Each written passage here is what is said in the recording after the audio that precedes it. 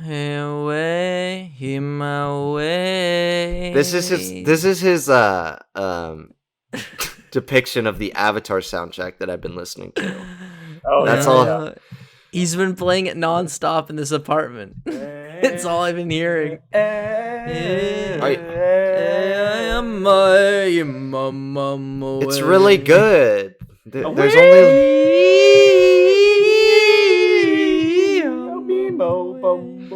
There's only like one or two bad like tracks on it, and it's only bad because it's like how I associate it with the visuals of the movie. Chris, you know those like super slow motion scenes like that are really dramatic. And like when is it when after spoiler alert Avatar when for Avatar when Home Tree falls and then like the good humans are like yeah, and it's in like black and white. That's like the worst part of the movie. I remember every time I watch that now I'm like that is the corniest creative choice they could have gone for because the rest of the movie is like. I feel like does it like balances the corny and like the realistic really well, but that moment that was kind of egregious. Yeah, I'm like watching it now. I'm like, wow. Yeah, I will say that is a scene I can't defend even to even. Yeah, sorry, James Cameron. That's why it's not 5 stars. Sorry, Jim Cameron. You little water boy. You. Can't wait for the seed bearer, though. Anyways, welcome back to Stacked episode 81. 81, right? 81, that's right. Brandon's lucky number, 81. No, it's not. What's your lucky number? 99. Why 99? Oh, it's in your email. Yeah, it's my favorite number. Oh, here, I'll put Brandon's email in the description below. I'm just gonna... How dare you? How dare you? That's like doxing me. Doxing me for haters. Wouldn't be the first time I dox you on this show. Yeah, okay. Well, you're doxing me by putting up a wanted poster because I'm a hater of Avatar and its sequels. Hey, we're just excited for the new Avatar film, The Way of Water. It's finally coming out. The trailers drop in Thursday in theaters. I'm so excited. That's right.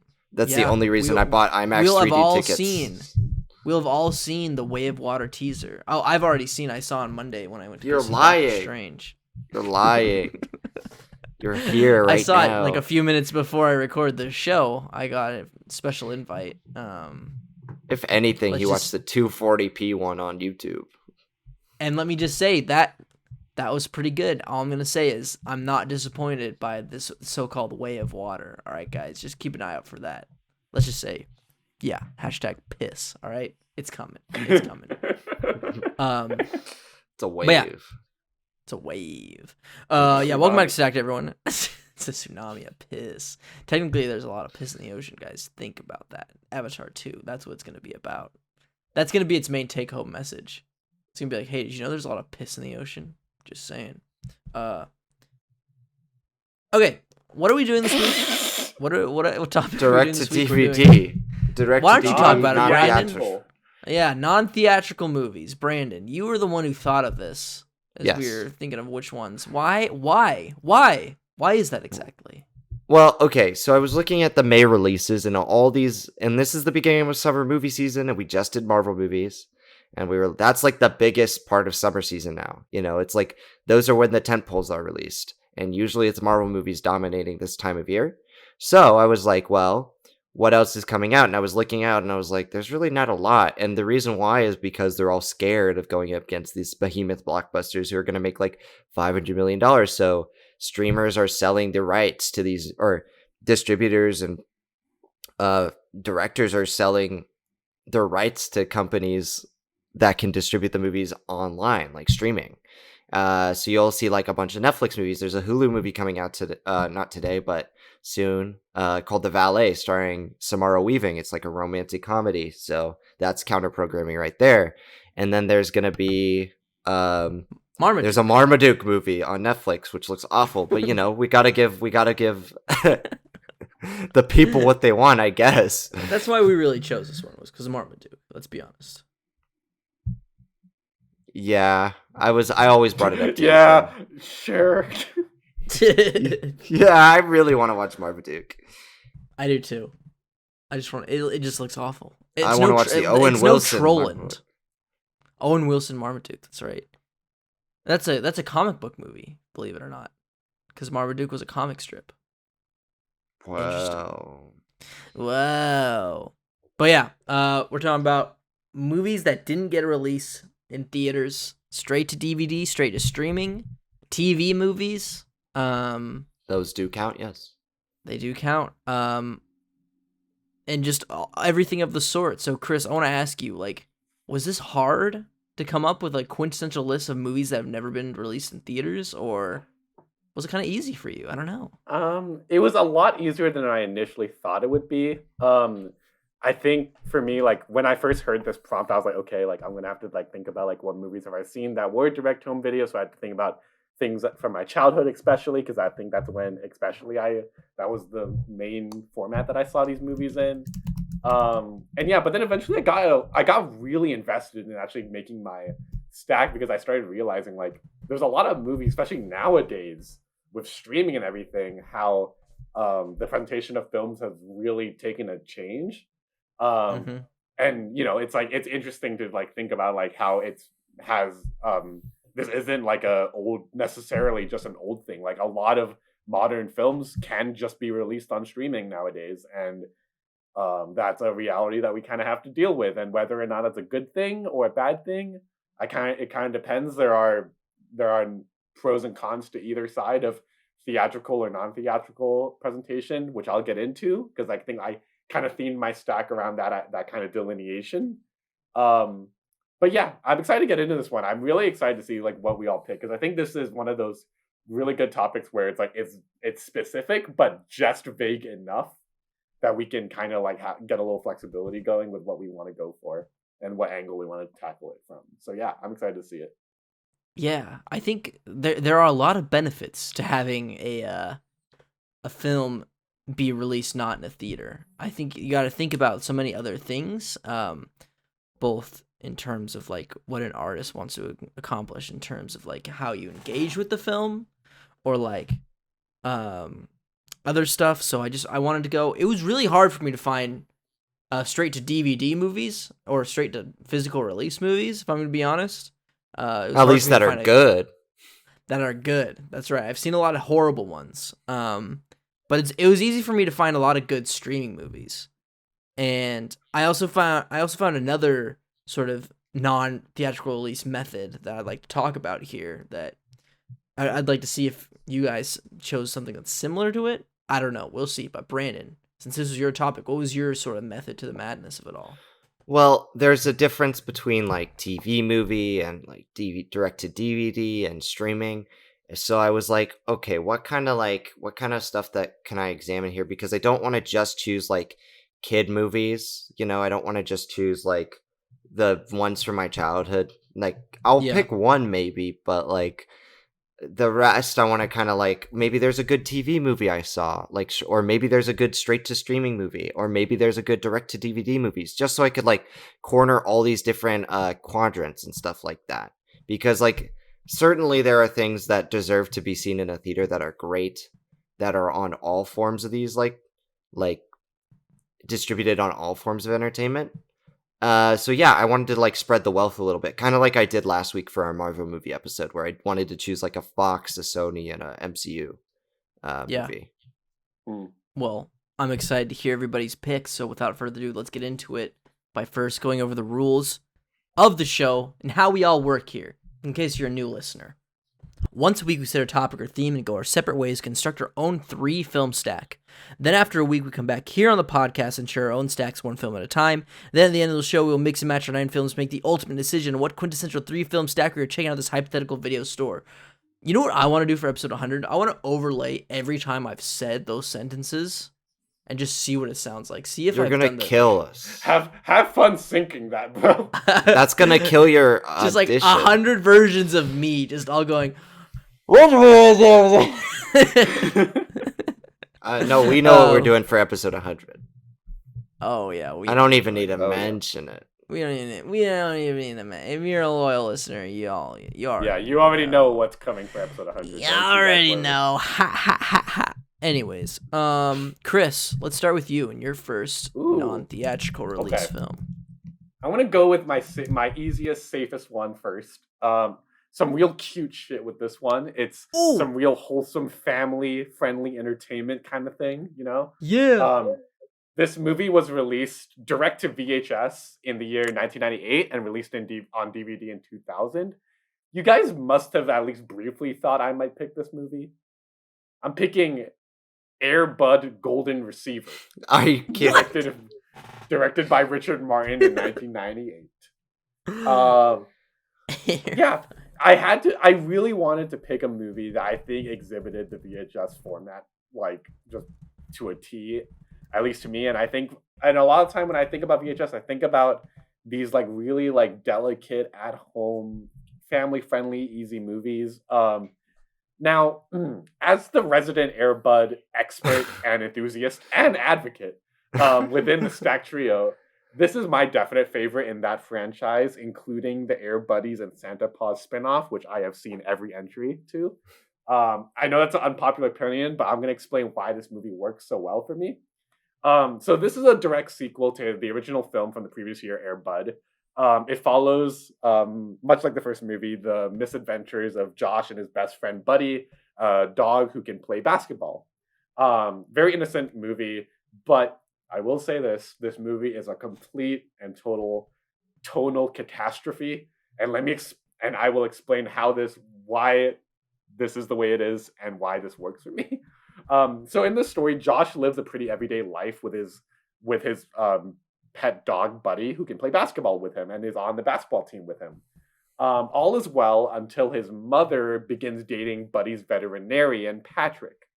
However, Josh is actually still grieving over the untimely death of his father, so he shuts himself off from his family and finds an outlet in playing a new sport, football, or American football if you're not American. Yes. And really, when you get into the meat of this film, you can really start to, like, see at least some level of, like, attempt at a story tackling grief, reconciling with family. And I mean, yeah, it's a very cute movie for dog lovers. It's very, very sweet and positive. Oh, by the way, there is also a subplot in this film where there are two Russian characters who are collecting exotic creatures in fucking Seattle for some reason. For their zoo back in Russia. And yeah, they attempt to kidnap Buddy because of his talents, and that's a whole other thing in this movie. Now, I mentioned that this movie's a bit of a mess, and it is, but nonetheless, I do like this movie a lot, because I kind of relish in all of that. Like, everything is either so over the top melodramatic or comedic and, like, bizarre, or so underdeveloped in other areas that it's kind of a weird mixture of both, that for some reasons kind of, like, it reminds me a lot of the only way I can describe the way I feel about this movie is the character intro scene for Captain Jack Sparrow in the first Pirates of the Caribbean movie, where he's going down with the ship, but he's still smiling his way through it all. That's how I feel when I watch this movie. Yeah, you know, kind of trashy, but also I think there's a lot of tenderness and earnestness with this film. And, you know, sometimes for me, like, that's enough. And I don't need much more than that, because I sometimes just like a nice, lighthearted movie like that. Also, Air Bud's theme is amazing. Fight me. I don't know. Do you guys have anything to say about Air Bud 2? I doubt, you know, but I don't know. So, any input? As a big Golden Retriever fan, I have never seen an Air Bud movie, even though I love the dogs. I love the sort of synopsis to Air Bud 2. If you allow me to read this, the synopsis that's off Letterboxd. I saw that, yeah. Josh and Buddy move from basketball to football in this first of several sequels to the original Air Bud. That's it. They just play football now. Yep. I love that. I don't know. This is Wow, they don't make movies like this anymore. You know, They really don't. These kind of like sweet, simple, almost home video-esque kind of movies, like they don't get made anymore. Or but at least like specifically, they don't get popularly produced distributed at least. specifically with animals. That's true. Like Yeah. like you don't you like I love the MVP films. You know, I mean, I listen. I understand why they don't do it anymore. There's a lot of more laws against like animal abuse and stuff, especially on film sets and taking care of animals on film sets, which I fully support. I wouldn't be surprised if a lot of these animals face a lot of emotional abuse, especially the dogs and the chimps through training them to do these sequences that give us a lot of entertainment. You know, it's a tough moral conundrum. It that really is. You got to just take a step back and be like, what matters more, the life of this living creature, or haha, dog can play basketball or chimp can ride skateboard, you know? Yeah. And it's something I think about quite a lot, actually, because I love the movies like Dunstan Checks In and like I said, the MVP films, and we just can't. We don't get. It's either that or we're gonna get movies like Ed, you know, where the chimp is just a dude in a chimp suit, and it's just like, it's a tough reality, but like, you know, there's morals we have to face here, you know. No, yeah, absolutely. I do also that's something that I do kind of like. As much as I do enjoy the Air Bud movies and all that stuff, like there's a part of me that like realizes that like there's some like I'm certain that there are some aspects to like the production of these films that may have been, shall I say, like maybe not very conducive for great, mental health for these animals. And like it's unfortunate that during production of Snow Buddies, where they filmed on location in Alaska in the snow, 5 golden retriever puppies did die from hypothermia or something. What? Which, this is a Disney movie, by the way. Yeah, I believe. But anyway, yeah. That got dark. Yeah, Brandon, any thoughts on Air Bud 2 at all? I mean, I have no idea. I haven't seen it. Not the biggest American football fan. I know I've seen the baseball one. I've seen the first one because it's iconic. And you're right. I feel like, at least in terms of like what these films are, they're very different for like what we get today in terms of kids film. Yeah. They're very wholesome, kind of naive, but in a way that is like really forlorn. Like I miss the times that they made films like this. As much as like I don't think I'd like them, I think they would definitely be beneficial for like a modern audience to see. Like they're cute, you know. That's what I could say from seeing the 2 Air Bud movies I have seen. It's like those Beethoven movies, you know, with those dogs. I see that. I can see that parallel. Yeah. So yeah. Very yeah. cool. It's. Well, that's my first pick. I think these films are a very fundamental corner to the straight to DVD like era, you know, the straight to DVD subgenre or market, you know, like the animals playing sports films, the buddies movies. I remember seeing those the ads for those all the times, like Get Now on DVD. Was the first Air Bud in theaters? Was that a theatrical release? I am not entirely sure. Do you know, Maybe. Brandon? No. He's shaking his head on a podcast where no one can check. see. He said no. Sheesh. Let me check. A Air shoosh. Bud. But anyway, yeah, that's my first movie, Air Bud. All right. Air Bud 2. Awesome. Good pick. I'm gonna shift over to my first pick. Brandon's on the move. He's now changing locations. The living room just wasn't doing it for him.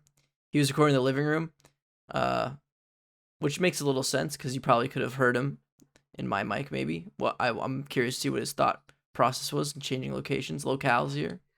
I just like moving, and also maybe you can hear me, or maybe vice versa. I could hear you on my end.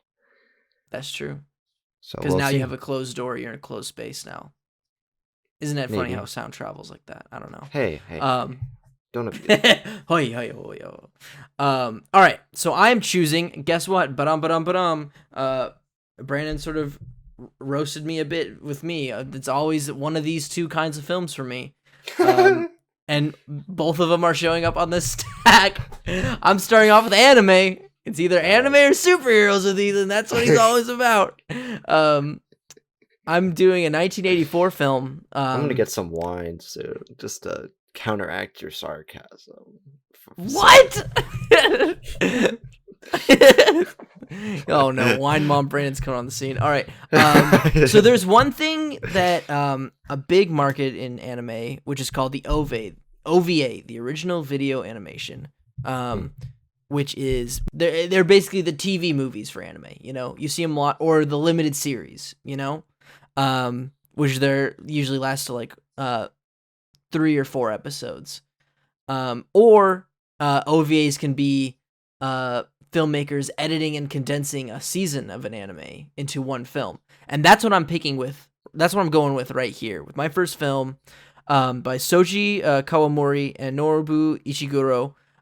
It is the 1984 film Macross. Do you remember Love? Now, have any of you guys ever heard of Macross? Probably that not. Question is no. Have you heard of Micronauts? Maybe. Because Micronauts is the name of it in the U.S. when it was adapted after the success of Transformers. Because this is very Transformers adjacent. And they're like, we need another Transformers. And because Macross is about jet planes in space that can also sometimes turn into mechs, they're like, that looks like Transformers. But no one knows what Macross is. It's the name of the big battleship. So they changed it to Micronauts. Anyways. Macross, Do You Remember Love is a perfect example in my book of being able to condense a whole series of animation into one tight story, because I tried watching the first season of Macross on my own, and it was very 80s, like sort of low quality cartoon, you know? I'm talking like it's like G.I. Joe or Transformers and stuff like that, where I'm like, I'm an adult, I can't really get invested in this, you know? Any G.I. Jane? Hey, Will Smith. Hey, get Will, sit down. Don't do it again. Sit down. Don't. Mr. Smith, please, leave the Stackplex, please. Thank you. Okay, he's gone. Why did you have to say that, Brandon? I didn't think he would be, like, listening. I don't know. Oh, my. Sorry. Oh, what the? You hear that? Will, get out of here! Jesus Christ! I'm gonna edit like the, and I'm gonna muffle the keep my wife's name. I didn't even say her name. Man. God damn it! He just knows it's coming. He knows it's coming. Anyways, what's so great about Macross? Why am I talking about this thing? You probably never heard of it. Now what this film is, it's about a ship called Macross, and you're dropped into the middle of this war against this big alien race who basically they don't understand culture. Literally the concept of culture itself. All they know is war and survival. They don't understand the form of making an art, you know? We talk about this a lot in Human Evolution, like what is art? Like anything was art when it's not being intended for survival, basically. That's how art was created, when humans started doing things that didn't depend on their own survival. That's what art is. And these aliens don't understand that. So they see these humans with culture and art, and they go to war with them because that's all they know is war. You know, war, taking over, surviving, being the biggest, baddest empire. And so the humans create this big battleship called Macross to defeat them. And during an attack by these aliens, they accidentally hyperspace Macross to Pluto, and they don't have enough energy to get back. So the series is basically the ship traveling across our solar system, getting back to Earth, while also fighting against these aliens. And it has, you know, the cocky young protagonist who sort of finds his way into this madness by, like, it's a teenager who just so happens to, like, He's the one who controlled the mech pilot robots, you know, a Shinji like character who's looped into all of this, and he's there with a girl that he met during the first invasion and other pilots and stuff like that, and they sort of have a love triangle with one of the commanders and the girl and this kid, sometimes very melodramatic. But what makes this film is through its themes of deconstructing what it means, like the relationship between art and love, you know, that's what it plays in a lot, because it's communicating with these aliens who don't understand the concept of culture, and because it's condensed into a movie form, they're able to update the animation too, so the animation looks a lot more beautiful. They add in a really grand score, something like it's like Joe Hisaishi meets John Williams in a way, like John Williams' Star Wars. It's a very beautiful score, and of course it's also got 80s like city pop tunes in it as well, very 80s in that sense. And in the end, it sends a beautiful message that, like, when these people are drifting to the space and knowing that they might not make it back because getting from Pluto to Earth takes forever, what keeps us alive, what keeps us in survival, really, from not tearing each other apart, is love for one another and the concept of art and culture. And that is just, like, that blew me away with this film and made me a Macross fan. So that's why I'm talking about Macross and Japanese OVAs in anime. Anybody know anything about this? Have anything to contribute? Anybody? I don't have any knowledge of this. You got nothing. I got absolutely nothing. You got absolutely nothing. I hate this movie. Shut the fuck up. Next pick. No, I just wanted to, I don't know. I like having my little anime soapbox here on the show because no one ever has something to contribute when I talk about this, but that's okay. It's for the audience to learn more about why anime is so dang cool. So yeah, that's my first pick. OVAs. Yeah? Yeah, but I haven't seen any. You've seen one. You've seen the Sonic OVA. That was an OVA. Oh, that's Brandon. an OVA? Oh. Yeah, that's an OVA because that was originally a 2-part OVA, which was made into a movie. Anyways, yeah, okay, that's my first pick. Brandon, you go. Okay. What do you got? I'm going to pick one from my childhood. Actually, it's not even from my childhood, but I wish it was. I'm picking From my childhood. No, it's Cinderella 3, A Twist in Time. I knew it. God damn it.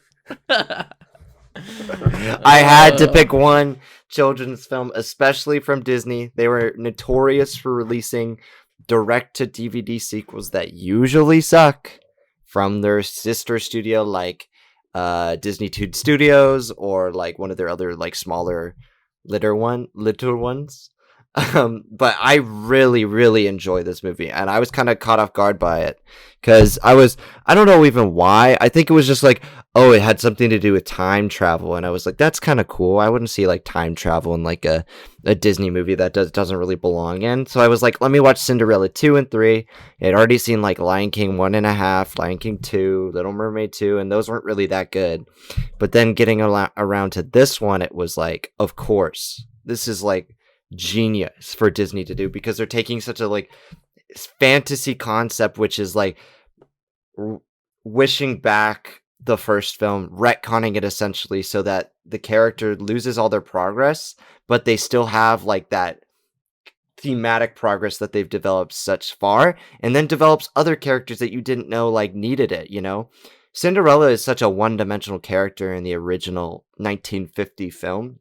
While it is a charming story about a girl who falls in love with a prince and gets whisked away on her feet, she doesn't really have much character. Neither do her stepsisters, you know? They're just pretty faces, or not so pretty faces. But in this film, like, they give Cinderella an arc. She is the commander of her own story of trying to reverse this thing from happening. Her stepsister, one of them at least, is given such great development as to why she is the way she is, why she is backing up her stepmother 100% of the time. And not only that, they give stuff to the prince and the father of the prince, like both of which are like dealing with like grief in their own way and like falling the falling in love in other ways, and I just really love this movie. Not to mention the animation is quite good for a direct-to-DVD film. Is it everybody's cup of tea? No, but I quite enjoy it. So Honestly, I'm not gonna lie. I'm kind of sold on that. I kind of see what you're trying to say here. Now, Ethan, I can see you already shaking your head, but let me explain why that worked for me.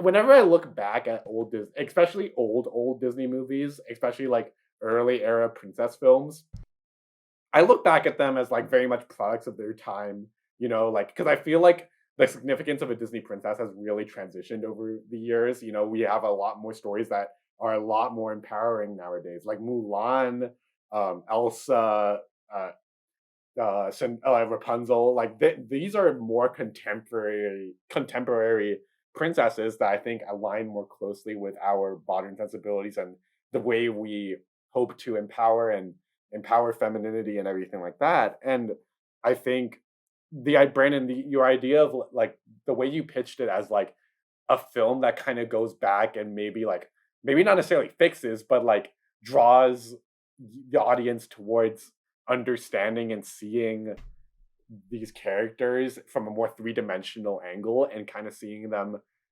in a way that we might have seen them one-dimensionally previously. Not seeing them in the one-dimensional way we once probably saw them. Because Cinderella is one of the most by the books, boring ass princess stories ever. It's like everybody knows that story even if you haven't seen this movie. And I haven't seen the film myself, so I can't say, but your pitch solid. I might give this a shot. So well done, Brandon. Well, as someone who has also seen this film, because one night Brandon showed this to me and friend of the show Tori, I don't know. I thought it was kind of lame. I can't really remember anything that really happens, if I'm gonna be honest. My review for this film was what did I say?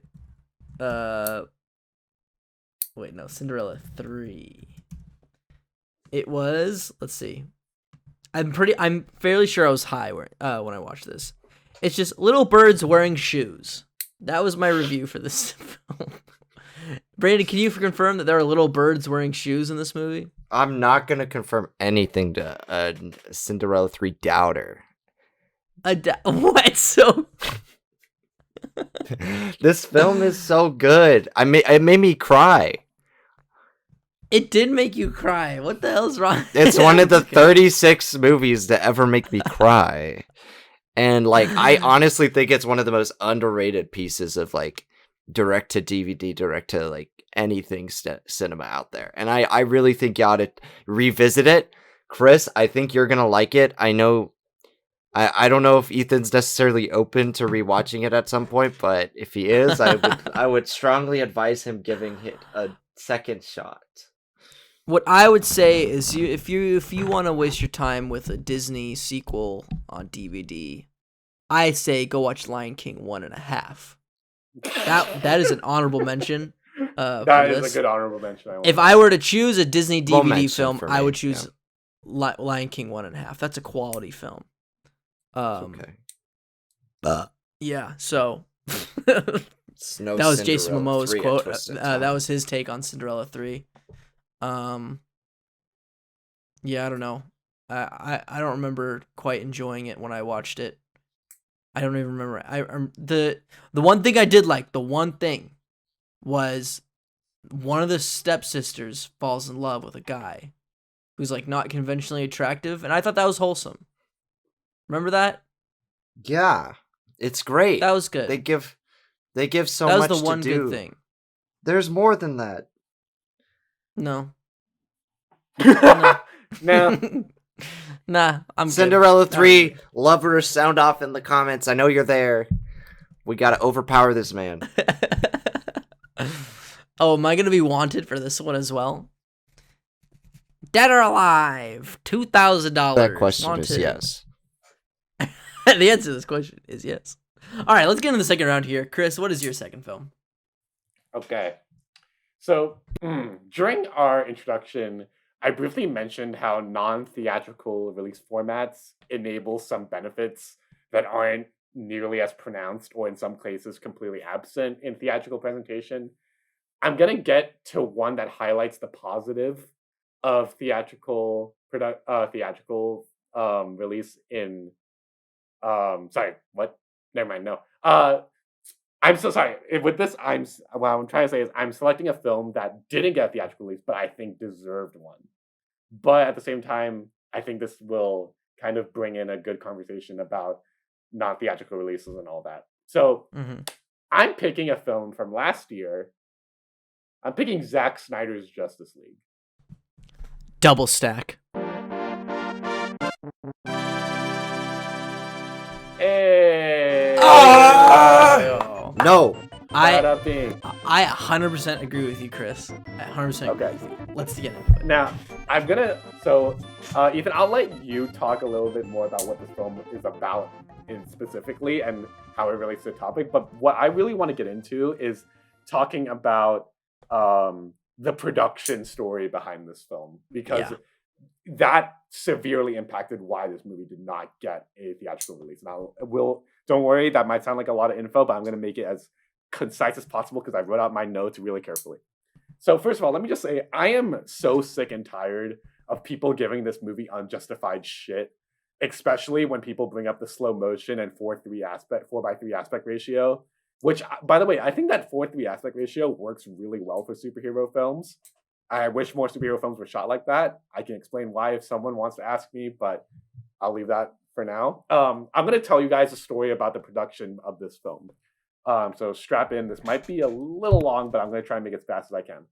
Let's hit it. Years ago, Zack Snyder was poised to become kind of the spearheading director of the DCEU, and he was finally going to direct his highly anticipated Justice League film, which he had built up to with Man of Steel and Batman v Superman and the many other directors that have brought entries into the franchise, such as Patty Jenkins and James Wan.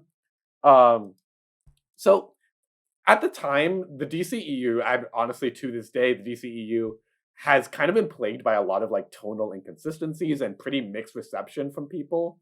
But Snyder's vision for the DCEU was kind of this bedrock pillar that a lot of people could anchor themselves to. Unfortunately, during post-production work on this film, which is a very extensive phase in making these modern blockbusters, where there's a lot of visual effects work, sound design work, editing, and all that stuff. During post-production work on this film, Snyder had to step away from the project due to a very, very upsetting family tragedy. And so Warner Brothers brought in Joss Whedon to oversee reshoots and major editing changes in accordance to a mandate with Warner Brothers. That's a whole other thing to unpack. But eventually, the theatrical version of Justice League was released, directed by Joss Whedon, but it was credited to Zack Snyder as he was the original director, to quite a polarizing reception. A lot of people really like this movie, and some people really hated that movie. And over the next few years following that movie's release, Snyder fans and even the film's cast themselves, rallied to express interest in seeing a more faithful cut of Snyder's original vision. And this seemed like the kind of thing that was very ambitious, very unlikely to ask for. It's unheard of for a film studio to do this, let alone a major film studio. Yeah. But lo and behold, Warner Brothers eventually greenlit the project and gave Snyder $70 million of extra budget to complete his original vision for the film. And it was eventually released to HBO Max. Directly to HBO Max. We can nerd out about this movie forever. There's a lot to love, especially if you're a comic book fan here. But most importantly to me, this movie is most interesting as a comparison piece against the Joss Whedon / Warner Brothers version, because the really big reason for that is that never before this film has a major studio gone through the effort of not making a new film and fixing stuff like, say, Shang-Chi, fixing the Iron Man 3 thing, but literally taking the original film, tearing it apart, and putting it back together in this kind of Frankenstein kind of way.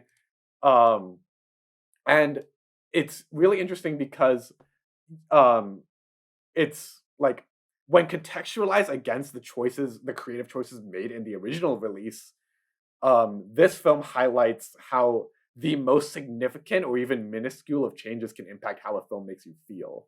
Every shot difference, every edit difference, every plot change, every character, every little every little difference that this movie has against its original is a great little like film school lecture on the effect a film like a technique can have on someone. Yeah. And I think that is a great gift that Zack Snyder has given the film community because, yeah, that's amazing that we get to like analyze films to this specificity.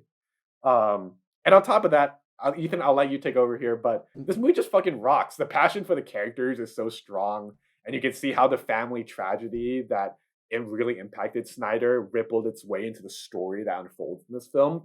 Yeah. Parenting is a big part of this film, and it saddens me to think that we may never see the full vision of this Snyderverse come to life.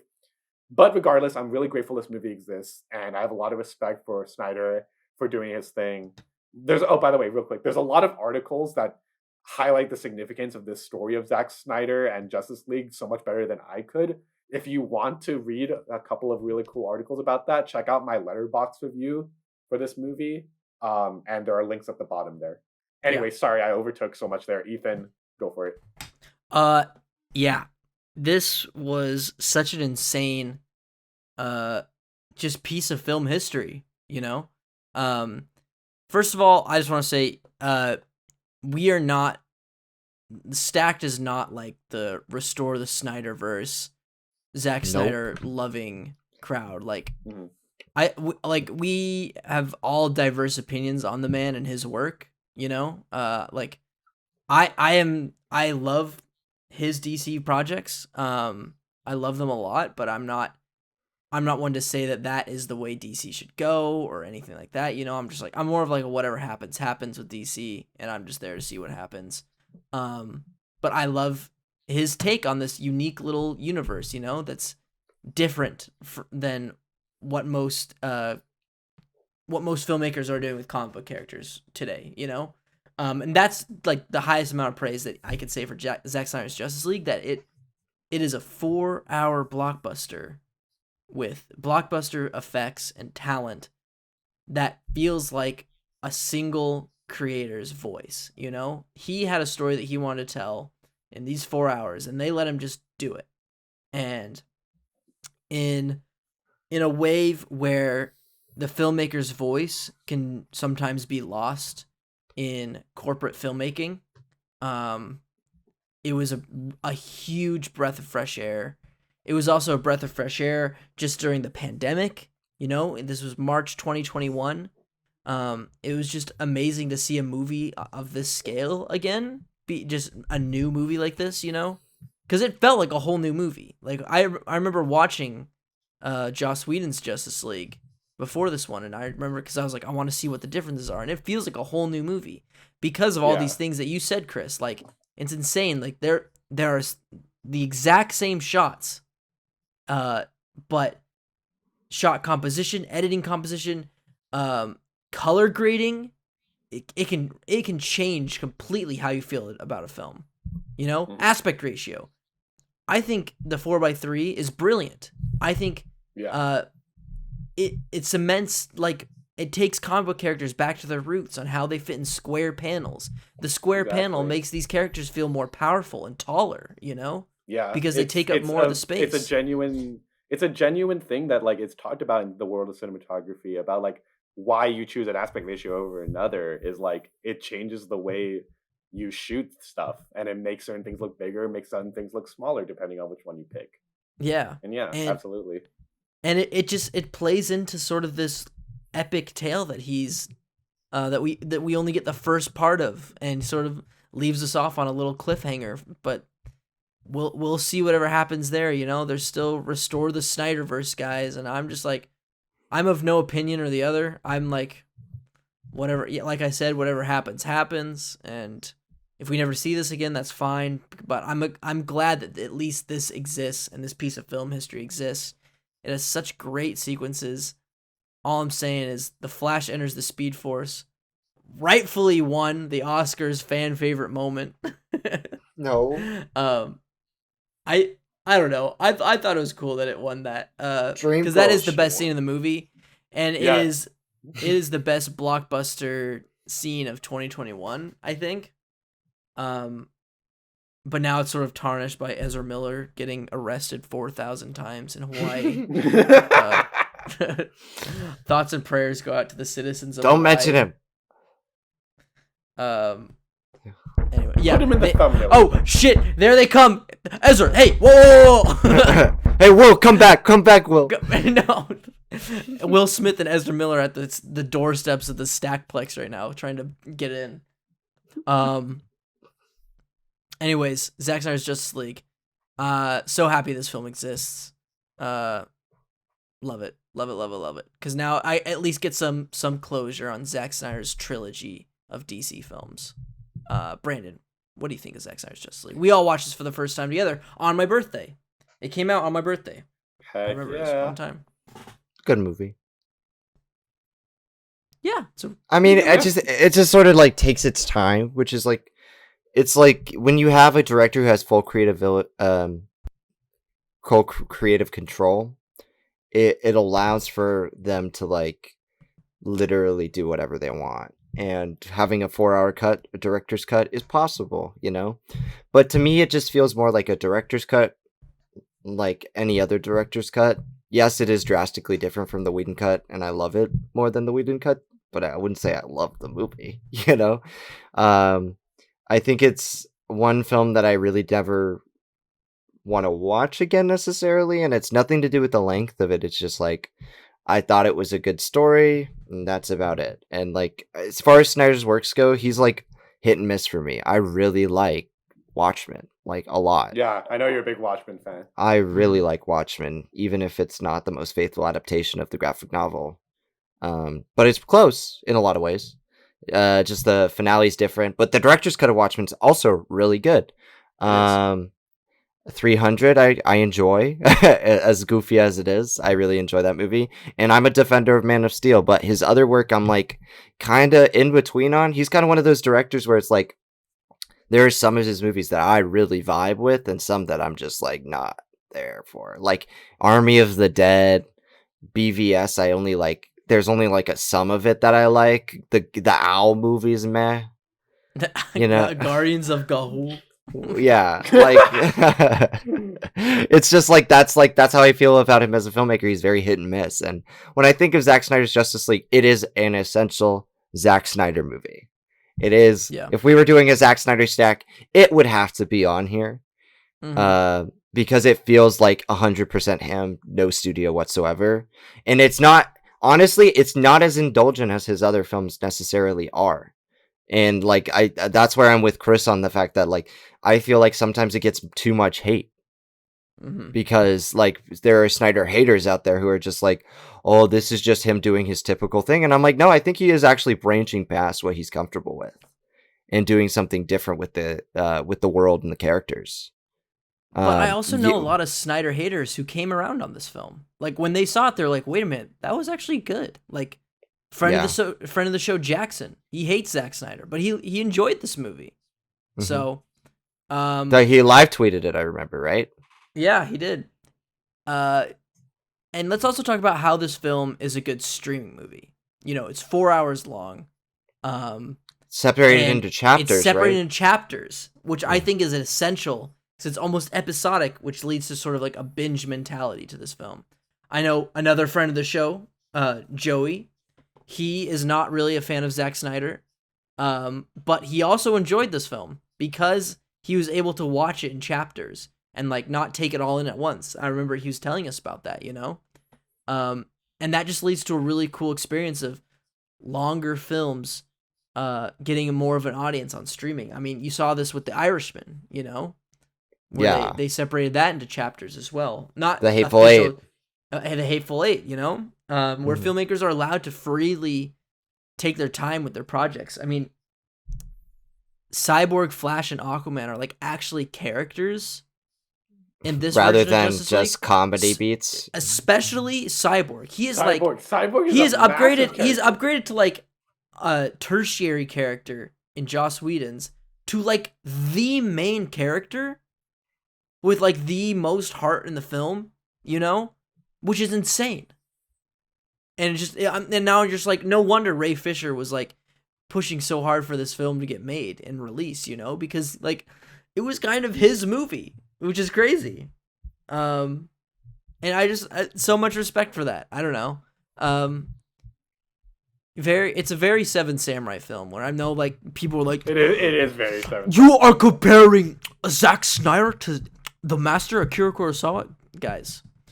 There's not very many big Akira Kurosawa film fans as me, And me. Brandon, and Chris. We all love the master. Yeah. I agree with you guys. Love. And this is very, very similarly paced to Seven Samurai. Very Seven Samurai-esque. You can't ignore that. The influence It's intrinsic is to quite the there. Western and superhero genre. It's intrinsic to the team movie. The building a team movie. I think Seven Samurai is quite a cinematic blueprint to that. Not another team movie. Not another team movie. But yeah. Poster? All right, we've had a Zack Snyder's Yes, Justice I League apologize length for discussion that long spiel. of this film, but that But that was a double stack. That was a That double was a double stack. stack. So it's coming on the final stack, which I'm excited about. So Brandon, what is your second VOD movie? Somebody, you might be surprised to hear this. This movie was not released in theaters, wide release or limited. It had its so it's not a theatrical release. It was like played at like festivals and stuff like that, but never in theaters.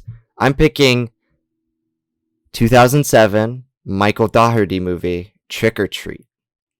Really? It was never a theatrical release.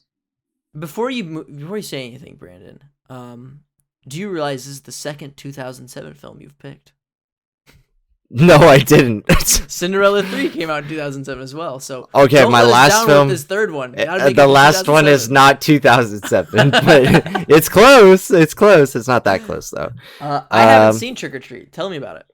Okay, so this is a film I watched sort of recently, like I think within the last year or two, and I'm a big fan of Dougherty and of Mike Flanagan, modern horror masters that I don't feel like get enough credit against, like, you know, the Eggers and the Astors of the world, because frankly their films are made for a lesser budget.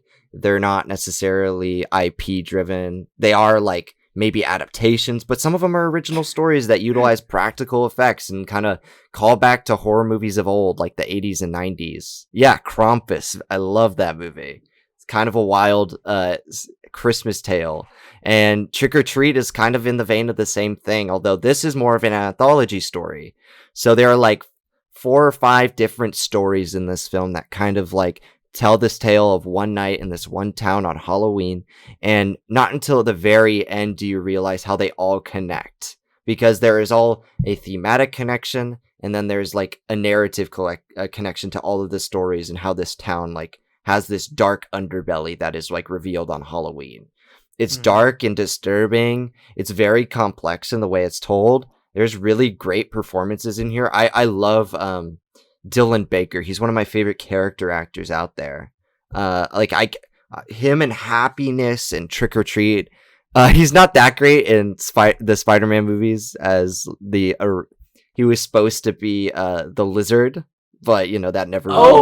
He's Connors. Yeah. Oh wow, I didn't know. Yeah, but he's very good in this movie and very good in Happiness as well. Can't overstate that. Brian Cox is in this. Anna Paquin's in this movie. There's a lot of great actors in this film and a lot of great moments and character beats. And it just looks and feels like Halloween. And we did our Halloween movie stack, and I hadn't seen this film yet by then. Mm-hmm. But if I would have, that definitely would have made my top 3 on that list. And the reason why I picked it, because a direct-to-DVD sort of direct-to-streaming type movie like this is because this is one that kind of follows that cult classic feel. You know how movies that don't do well or like with this like at screenings and festivals because like they're just not the vibe for the time, or maybe they're just not getting distributors to pick them up. Like there are some films that develop their cultural status and iconography via a direct to DVD release. Mhm. And this is one of them. Like I feel like everybody, even if they haven't seen the movie, knows one of the main characters of this movie, which is this guy wearing a scarecrow costume named Sam. He's a little they kid, call him right? like a little kid, Pumpkinhead, basically. Yeah. And it's so clever and good. And it's one of those few films that like broke out of its direct to DVD roots to something that was more iconic. I really hope someday like they like re-release it or they would release it in theaters as like a sort of tour for that film, because I'd love to see it in theaters personally. But yeah, it's just a really fun film that I think a lot of people got to see. I had no idea this was a VOD. That's crazy. Mhm. But yeah, it is truly become like a cult classic horror film in the modern age. You know, a modern cult classic horror. All I've known is the iconography of that little kid with the scarecrow head. And he's like wearing an orange jumpsuit or something like that.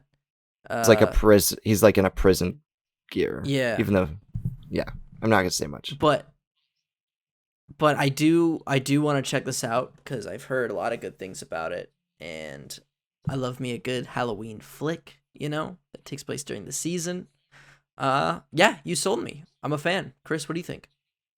I'm pretty interested by this. I didn't know this guy also directed Godzilla King of Monsters. Yeah, he did. Great Yeah, film. like it's really also interesting trend in like Hollywood, like how horror directors just like tend to transition over to like blockbusters very quickly. I Yeah. feel like those two genres like go hand in hand for some reason. Jordan Peele, Yeah, Eggers. exactly. Yeah, exactly. Yeah, I'm sold on this too. I like a fun like Halloween themed film. I have definitely seen this poster before, and I've been curious. For some reason, this poster reminds me a little bit of Bye Bye Man, which I know you hate, Brandon. It's a much better movie than that. I bet. But yeah, this sounds really cool. It's one of those movies that's like it just slipped under my radar, but I bet it has its cult classic status and probably earned it. So yeah. Very nice. Alrighty. Well, let's get into this final round here. Chris, what's your last pick? All right, fellas. All right, I'm picking a film. Well, according to Letterboxd, it's a film. Uh-oh. I'm picking what is on Letterboxd labeled as VGHS the movie. Oh my gosh, the YouTube thing. So now you may be thinking, VGHS is a 3-season web series. Why is this on Letterboxd? Well, apparently for Letterboxd's standards, the first season being edited together as one movie certifies it as a film. What is And it's on- VGHS? Video game I'm high glad you school. asked. I'm so glad you asked. Why don't I enlighten you? God damn it. VGHS takes place in a world where professional video gaming of all sorts is the world's most popular sport and centralizes its narrative on a young and hapless FPS gamer named Brian D. That's literally all we know him as.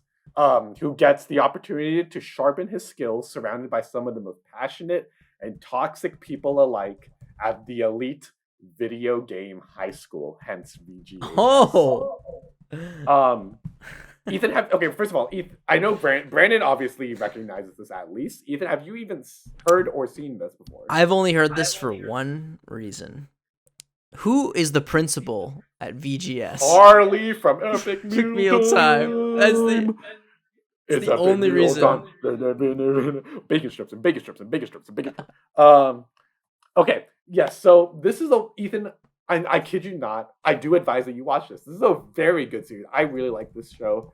So it's a whirlwind of series with some very cheesy comedy and fun-loving, charismatic characters, but also a very surprising amount of character depth and drama that goes into it, especially as the show goes on.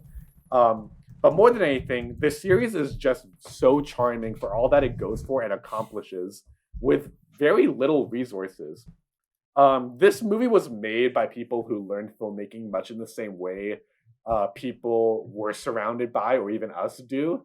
That's by watching movies, by watching YouTube tutorials, or even just by practice and self-teaching. They just happen to have a budget, they fundraise, and a passion for what they do. That just really makes their sometimes like amateurish moments feel very charming, and it also makes their very refined and well done moments so powerful. And there's a surprising number of that in across all 3 seasons. This might be a bit of a reach, but I feel like in principle, VGHS as a production reminds me a lot of how the Daniels got started and how they found their footing in the world of film through this kind of amateurish style that they eventually just kept refining and refining and refining until they got to where they are now. And especially considering like as how technology and the industry of film has democratized over the years with the advent of digital filmmaking and the internet, and just like making all these resources so much more accessible to people. It allows everyday people to make some pretty high quality stuff just like this. And obviously this gets a lot of big nostalgia points for me, obviously, but I do think there's a lot going on in VGHS that helped push forward how young filmmakers were physically and emotionally impacted by the democratization of the film industry. And I think that serves as a great representation of how non-theatrical releases offer that kind of opportunity as well. And which is why I picked a web series for my one, because I think this has some merit to it. And I do advise you to watch this, Ethan. Brandon, you recognized it. Have you seen this show? Okay, so I haven't seen the show, but I'm familiar with the people involved with it, and I know a lot of streamers on YouTube and on Twitch. They really look up to this show. Like, I feel like we're hitting this point in online media, and I feel like I'm pretty well spoken on it, as I feel like we all are, that like you can kind of see like the different generations of like people to emerge and how they talk about the internet and YouTube. Because now we're getting to the point where like it's not just people who grew up making YouTube videos, it's people who grew up watching YouTube videos who are now making their own online content, whether that's like more mainstream or not. Like you still have like people like Lily Singh, who is now like a talk show writer, or maybe she's not, but like that. You have the Good Mythical Morning Rhett and Link guys who are doing their own thing. But you have like newer people, like I love this streamer Ludwig Ogren on Twitch, and he watched all of VGHS on one of his streams when he was doing a subathon. And I remember that's how I sort of engaged with that content. I had no idea what the story was, but it was entertaining to see him sort of react to that and like recognize these famous YouTubers who have now gone on to do bigger things. I know Felicia Day is in it. Yes. She was more... Yeah, yes. She's now like more of a comedian associated with like, she did MST3K 3000 The Return on Netflix, and she's been involved with Nerdist before. So I feel like it's a good way to like branch out and show how YouTube kind of affected the way movie making sort of happened on the online sphere. So yeah. Zachary Levi's in it? Yes, Zachary Levi plays the FBS coach for one episode, and he's never seen again. Really? Freddie Wong is in it. He's an OG YouTuber, and he's also a director alongside the director Arnold. He also directs. He plays himself in the show. That's funny. He plays a professor of like rock band. He teaches rock band. Oh, really? That's funny. Yeah. Yeah, it's so fascinating. Sort of the transition to YouTube to Hollywood, or like YouTube to filmmaking, like the relationship between that. Because someone did a really great video on that, on how it has been very unsuccessful, except for if you guys seen the show Smiling Friends, and how that is able to take YouTube creative filmmaking and making it a successful art form on television. I highly recommend checking out Smiling Friends and that video essay on it. I'm really interested in this. I remember it. I didn't know it got so much hype. I'm looking through the reviews on Letterboxd, and like people love this movie. Yeah, so it's like, they do. It's pretty big. That's why I was surprised you hadn't heard of it, to be honest. Well, I have heard of it. I haven't seen it because I knew Harley from Epic Mealtime was the principal, because I remember him announcing, because I was a big Epic Mealtime fan. I remember him announcing that he was going to be the principal in Video Game High School. It was like bacon strips. Do you know? Bacon. Do you know who we are? We're Epic Meal Time. There's this one video where they're all You're bacon, you're bacon. Muscles glasses. I loved Epic Meal Time. Cool. Yeah, I'm excited. I want to check it out. All right, let's go with my last pick.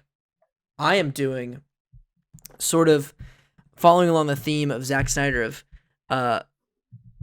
the director having their own space to do whatever they want within streaming, and how streaming allowed people to sort of have free reign over their films. And one film that I really felt this with was an Amazon Prime original directed by Jim Jarmusch. I'm picking Patterson, 2016. Ooh, good movie.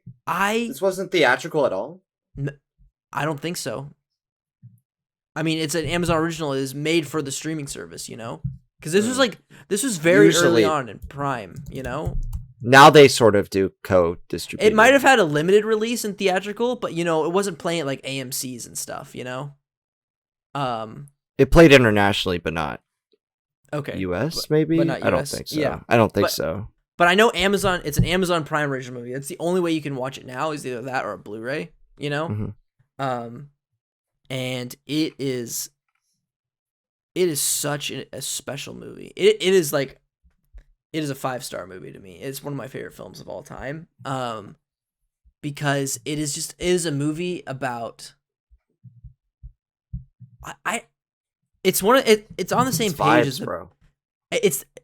I've constructed a list on Letterboxd where it's movies about nothing that are about everything. And I would say this movie, The Big Lebowski, My Neighbor Totoro, I think those are the biggest 3 on my list, but it is just such a beautiful meditation of a film about a bus driver who writes poetry. And and he's played by Adam Driver, and it's not a day in life. You just follow this dude's life.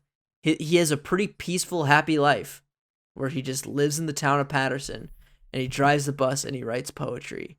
And it is a film that sort of deconstructs what makes life worth living, I would say.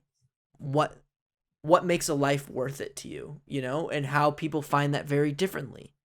There's often a scene of this one couple that keeps fighting in a bar, and they always come back and separate, and like they're always fighting or coming back together, you know.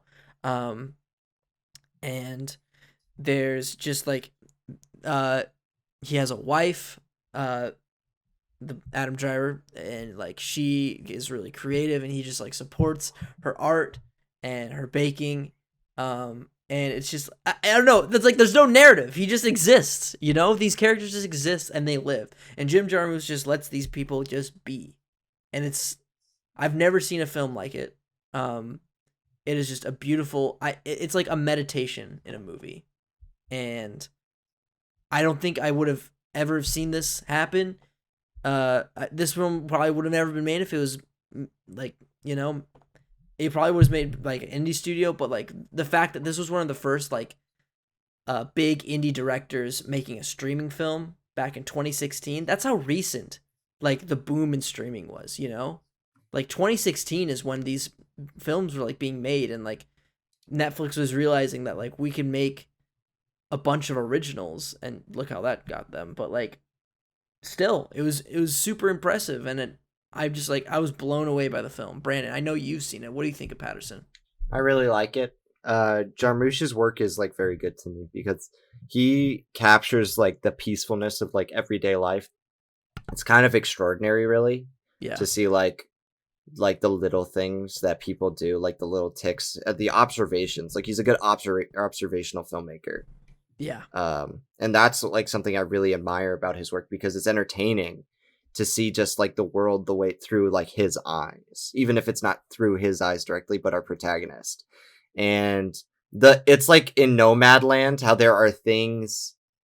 I know that's not a Jarmusch film, but how in that film it may not be a super heavy film on plot, but it's like it's when those little moments happen, like with his book. You know what happens to his book in the movie, his poetry book. Yeah. It's a small thing like that that really guts you. It's like in Nomadland when she drops the plates. Yeah. Oh And yeah, you- it's like nothing. But It's a gut punch, yeah. And that's like that's something that you can really take away from something like a great filmmaker. And Jarmusch kind of catapults like back and forth between doing these super gonzo weird movies and like quiet little like character pieces like this. And I really like that about him. I remember seeing Patterson being completely moved and recommending it to somebody and they were like, "Wow, I've never seen anything like that." And I'm like glad that I could like be that person for you to like recommend that film. Because now they're just going to be like scouting out his work forever. Yeah.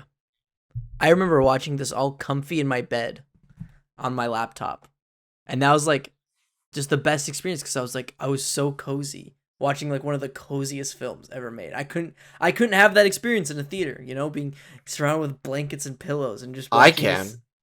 What?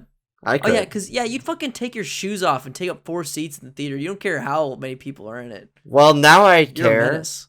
I care now. Oh, but you didn't care like 2 months ago. Well, no, it wasn't 2 months ago. The last time I did When we that. saw Moonfall, you took up like 4 seats. Nobody in was seeing Moonfall. that movie. Nobody was seeing that movie. It was pretty full. We went to like No, an it early wasn't. screening. It was not. It was not full. Nobody saw It wasn't that. full, but it was occupied. Nobody was in theater. our row. Nobody was in our row. Nobody's in a row, but Nobody people cared. could see you. Nobody cared. It was Moonfall by Roland Emmerich. Nobody You look like cared. Jabba the Hutt. Yeah, okay. I can enjoy my life.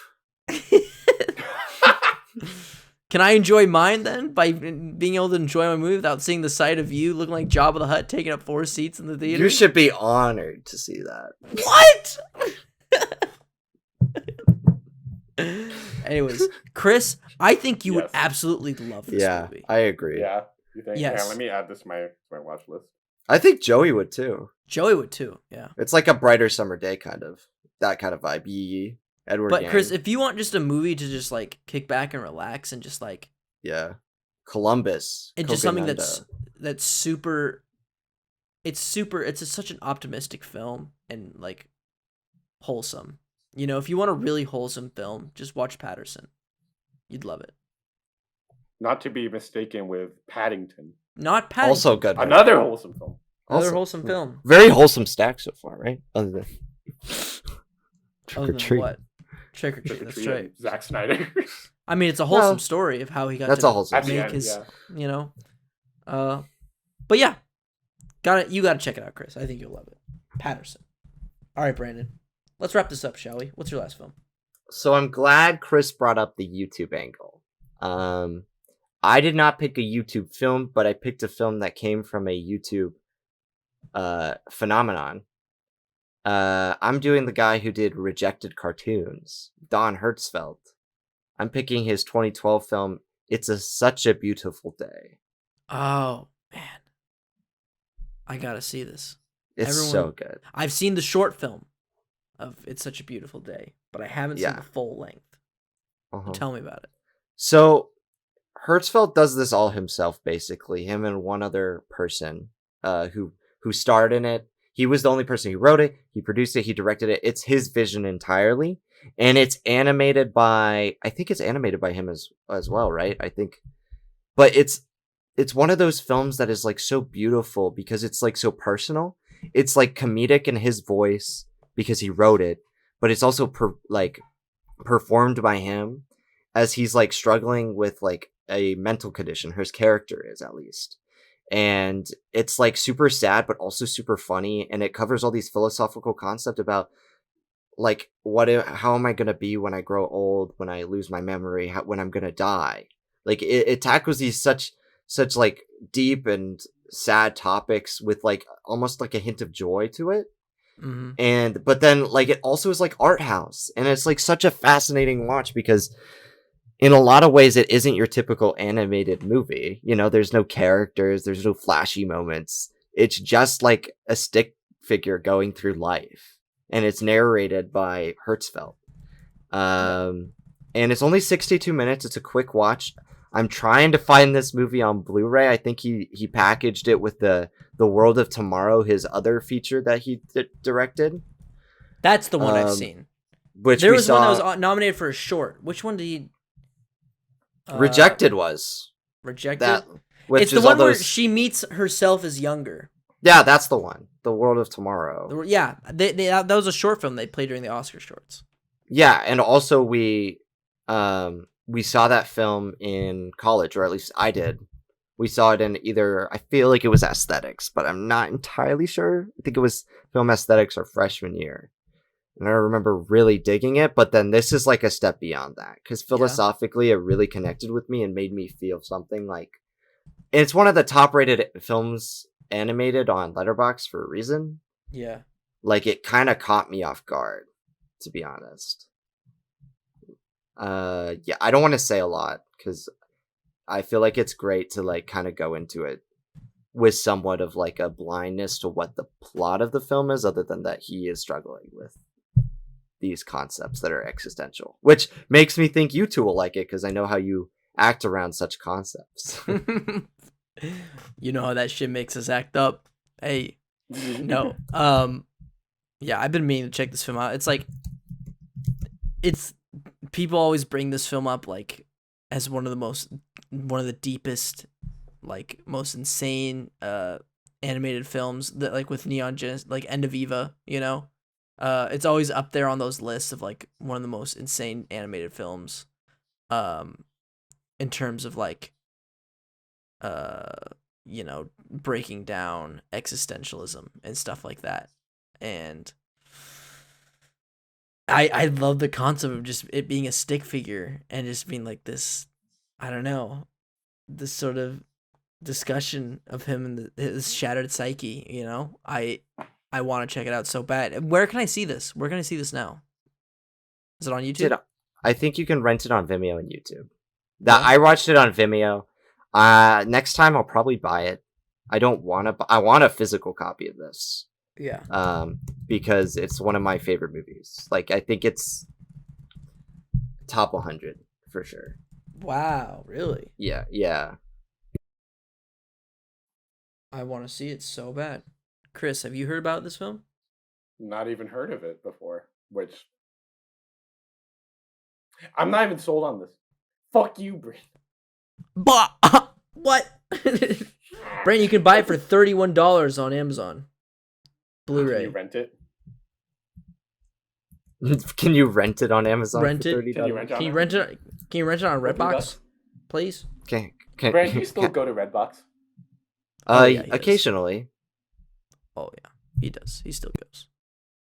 Well, that's really cool, Brandon. I want to see this film so bad. I guess it is a non-theatrical. I didn't know it was not released in theaters. No, I did know that. I don't know what I'm talking about.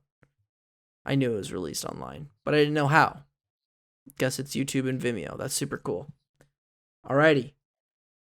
There are our films, everyone. Let's get down to making this final stack, but of course, first, let's run down all of our picks. So, Chris, you want to start us off with your 3 non-theatrical release films? Yes. My films were Air Bud Golden Receiver, Zack Snyder's Justice League, and VGHS the movie. Mine were Macross, Do You Remember Love, Zack Snyder's Justice League, a double stack, and Jim Jarmusch's Patterson. Brandon? I have Cinderella 3, A Twist in Time, It's Such a Beautiful Day, and Trick or Treat. Oh, you. I had you in the first half. You rascal. In the first third, you had me. you rascal. All right. How do we want to do this? So we got ZSJL on there. So that, right. I feel like, is a good streaming movie. Yeah, that's our streamer. Yeah. I say this. You ready for this? Okay. Right. We got that as our streamer. As our DVD, let's go with Cinderella 3 because it's Disney. You can't deny the power Disney has over the physical media release, you know, and the straight to DVD movies. That's and true. I know people love the movie. I don't think it's very good, but I'm willing to submit to it. I sold Chris more on Cinderella 3 than I did on It's Such a Beautiful Day, I feel like. Yes, sir. Yes, and then I think Video Game High School, the movie, is another good pick. you know, where it's just like that's something completely different, where it's a YouTube series, and just seeing how filmmaking has evolved on the YouTube sphere, you know, that's sort of the next step of the next branch of young filmmakers are there right now making stuff, you know, and putting it out there for people to see. And we saw that in real time with filmmakers like Freddie Wong, you know, where we followed this dude's whole career because he was putting stuff out on YouTube. And then leading up to this, you know, it's crazy. And I think that, you know, we should contribute that to the list because it's not really streaming, but it's not really, I agree. Not streaming. It's cool. It's interesting. And you can watch it all for free right now on a playlist. You know, that's awesome. I love it when media is free to everybody, you know, when anybody can watch it. But how are they going to go to Blockbuster and get it? Oh, shit. That's true. How are they gonna get Zack Snyder's Justice League? That's actually not true. I have a Blu-ray of that. They put that on Blu-ray. I think it's funny that all three of the movies you probably couldn't find at your local like video store. Like even though it's a direct to DVD, yeah, you probably have to go to like Amazon or something like that. Hey, we've sent people further with they've had to go to get a Zapraxiscope to watch a movie, right? No Zapraxiscope, no tickets to Disney World. Don't worry, this one's medium level experimental cinema. Okay. I wonder if we thought of that. Like, what is the most expensive stack we've recommended someone? Ooh. Is it movie theater films? Because didn't we pick the Disney World thing? Yeah, we did. Did we pick picked Muppet Vision 3D, didn't we? Yeah. I think so. Not Mickey's PhilharMagic. Not yet anyway. No. Good movie. Not yet. Yeah, you got to go to Disney World for that one. And how much? Or Disneyland. Or Disney. No, not for. You can't go to Disneyland for Muppet Vision. That's only Disney. No, I was talking about PhilharMagic. Dude, get out of your own world, man. PhilharMagic's better. Get out of town. I'm talking Muppet Vision, man. Come on. No, but yeah, Mickey's PhilharMagic. Is it the same in both parks? Same show? It is. Although they updated it recently with new scenes. Oh. Is it so good? Yeah, it is. It's good. The CGI upgrade is noticeable on like because they didn't remaster the other scenes. They just remastered like just did the new one. So it's like, oh wow, that's like brand new. And is it like it at the end or is it like throughout throughout interspersed? So it like goes up and down in quality. Yeah, it's kind of funny. Alrighty. Well, how should we order this? Should we order this like in sort of chronological order, or in sort of like the development of non-theatrical release? So I think we start with Cinderella 3. You know, because that's what everyone thinks is a straight to VOD movie. And it is, but it's good for what it is. Yeah. Maybe. I haven't seen it. I have seen it actually. It's not good, but maybe you like it. And then let's go to I think we should do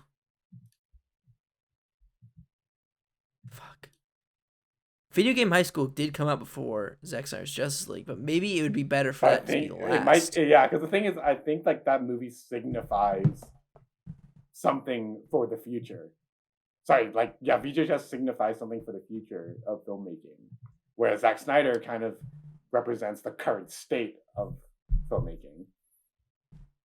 But then again, Zack Snyder's one came second. Herm. Head scratcher. This is scratching my head. I'm gonna go with Video Game High School last, because I think that's it's more of a development in cinema, you know, using online platform to make films. How's that sound, everybody? I like it. You like it? Alrighty. Yeah. Let's do it. Let's run down then our quintessential non-theatrical films final stack, starting with Brandon. What is our first film? Our first film is Cinderella 3, A Twist in Time. We're starting out with the threequel, a very good reinvention of the princess genre very good animation especially for a direct-to-DVD film, and something heartfelt that I think you could really get behind. Wholesome VOD.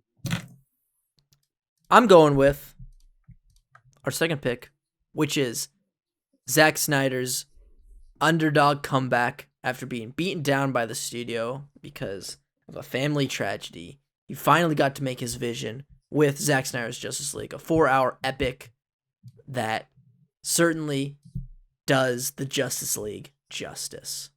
Chris, what is our last film? Our final film is the highly influential YouTube web series VGHS The Movie, which is just season 1 of Video Game High School, the series.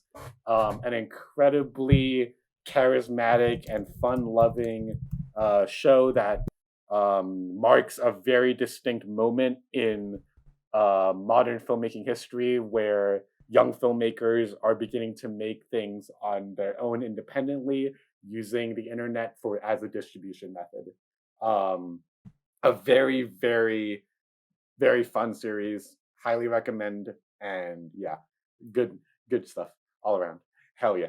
Hell yeah. Hell yeah. And that's the show, everybody. Thank you all so much for listening to this very fun episode. I had a great time recording this. This was very, we got shockingly long. Lot to say. Shockingly long. A lot to say about non-theatrical releases and what that means for cinema, Does the theater define the film? Well, this episode, we said it doesn't, You can find cinema anywhere, and it works just as well. But we still do have a big heart for the theater. My preferred place to watch a movie. I have such a big heart. Yeah. You just have a big heart in general, Brandon. You're a very loving guy. Oh, thanks, guys. I just said that, not Chris. It was just me, just Guy, not guys. No, I include Chris. He meant it too. All right. He didn't say anything. All right, bye. Bye. All right, bye.